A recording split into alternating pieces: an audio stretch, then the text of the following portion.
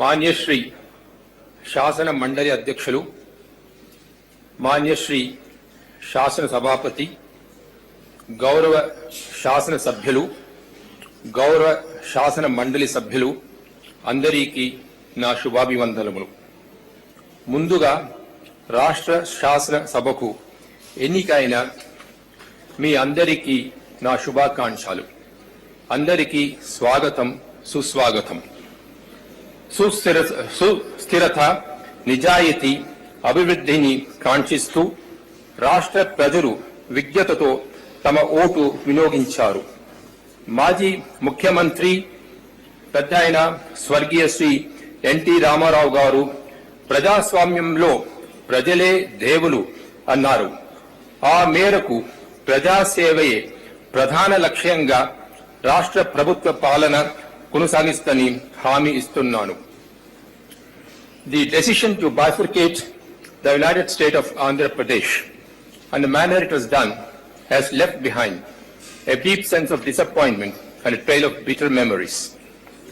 Popular sentiments, aspirations and expectations of a large section of the populace remain unfulfilled.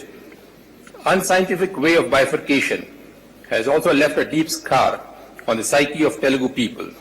These wounds will take some time to heal.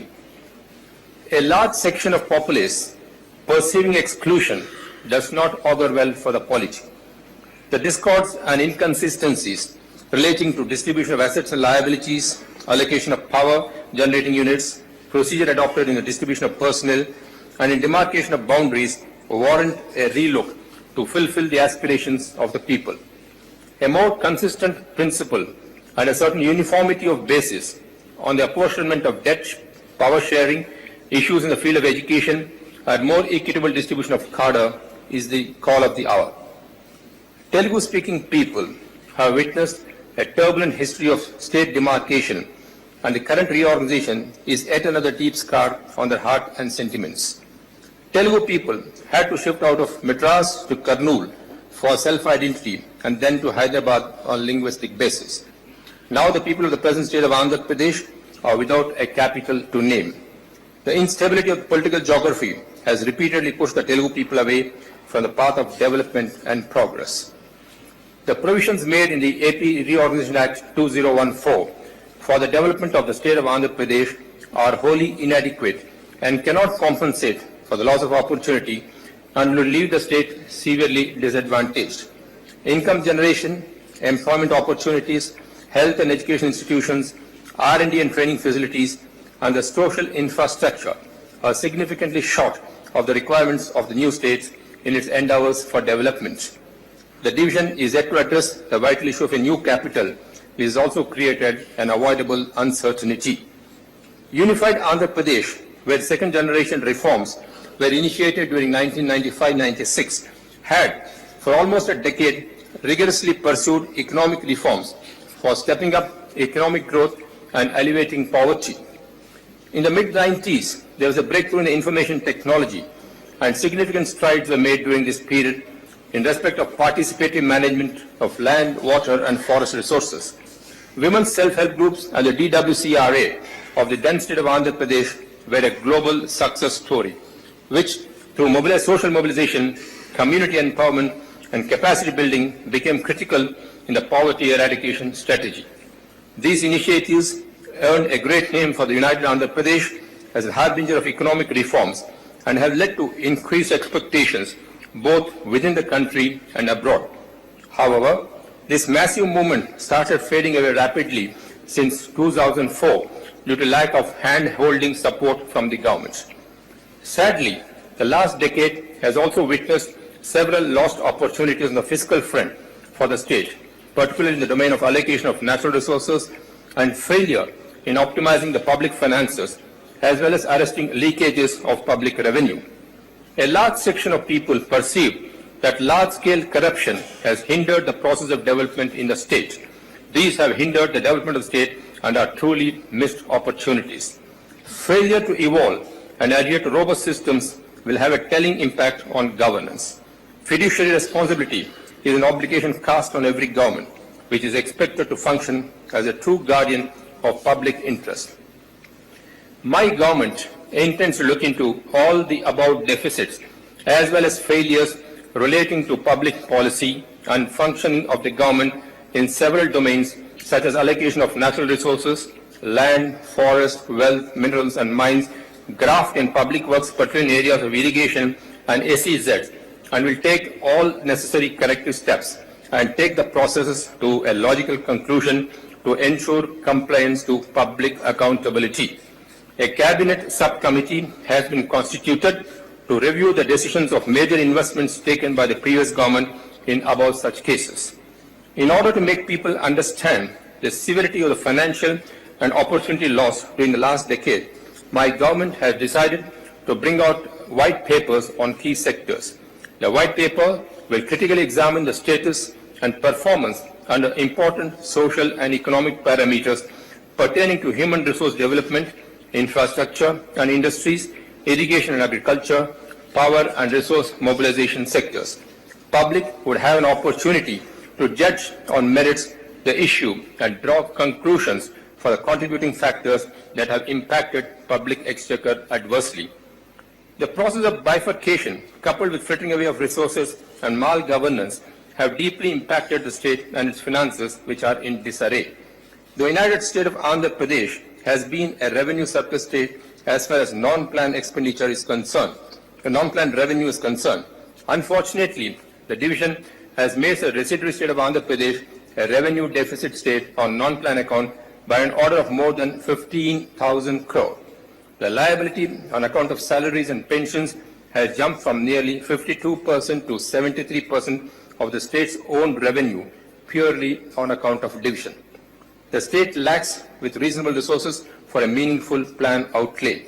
Since debt has been allocated based on population ratio, servicing the debt is going to be burdensome. The criterion adopted in the division of the state has left Andhra Pradesh disadvantaged. The state had to forego major economic assets and inherited huge liability without having the wherewithal to service the debt. Thus, Andhra Pradesh is made to reel under severe financial strain and is set to plunge into a deep financial crisis. The adverse impact is likely to haunt the people, especially the poor, farming community and vulnerable sections for some time to come, unless tackled meticulously. Most of the institutions in the 10th schedule of the AP Reorganization Act 2014 will eventually devolve on Telangana, disadvantaging the necessary state to rebuild institutions from scratch. Assets belonging to a majority of state corporations and state public undertakings, including the headquarters, are located in Hyderabad. Criterion relating to equitable and fair sharing of these divisible assets is not clearly spelled out in the AP Reorganization Act. As a result, having to start from scratch, Andhra Pradesh will be severely disadvantaged due to the long gestation period needed to rebuild institutions and due to a drain on its resources. An estimated rupees 1.40 lakh crore public investment by central government, an estimated 5.89 lakh crore investment by the state of Andhra Pradesh, and an estimated rupees 6 lakh crore investment by the private sector since 1956 is made in the capital city of Hyderabad. Commensurate and adequate compensation has not been provided as a measure of equity. As a result, division will adversely impact in the state and its public finances for a long time to come. The enormity of challenge before us cannot be wished away, and it is a huge challenge. A more equitous and judicious division, particularly relating to public finances, would have not placed us in severely disadvantaged position, such as the one we find ourselves at present. We look to the support and generous assistance from the present government of India to address these deficits, undo the wrongs, and deliver justice to the people of Andhra Pradesh rightfully. Therefore, the new state has to be built from scratch while coming with a colossal deficit of revenue and infrastructure.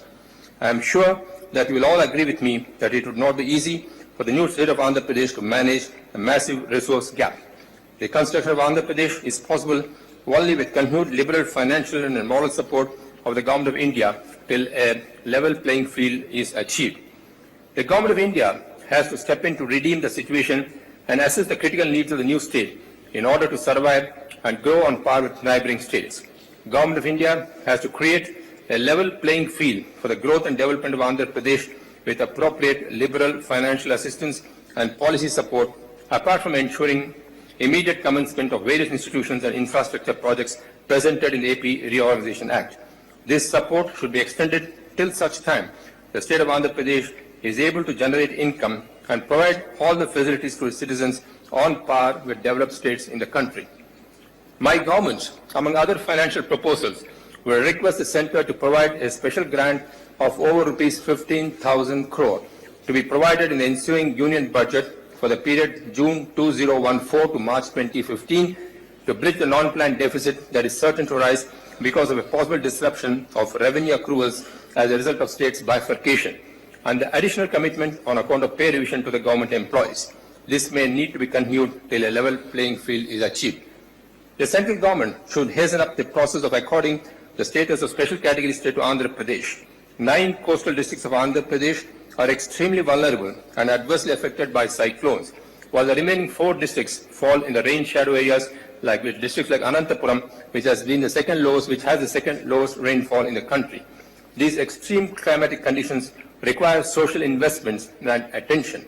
Therefore, inclusion as a special category state would help the state to recover from the financial handicap post-division and weather the challenges. My government would also request the Centre to sanction industrial incentives and concessions for a period of 15 years in accordance with the provisions of the AP Reorganization Act. Another important request from the state to the central government would be to approve a special development package to the state of Andhra Pradesh as assured in the Act. Such a passage would re-energize the moribund economy. We will request the central government to provide the required financial provision in the current year's union budget as special development package to the state of Andhra Pradesh.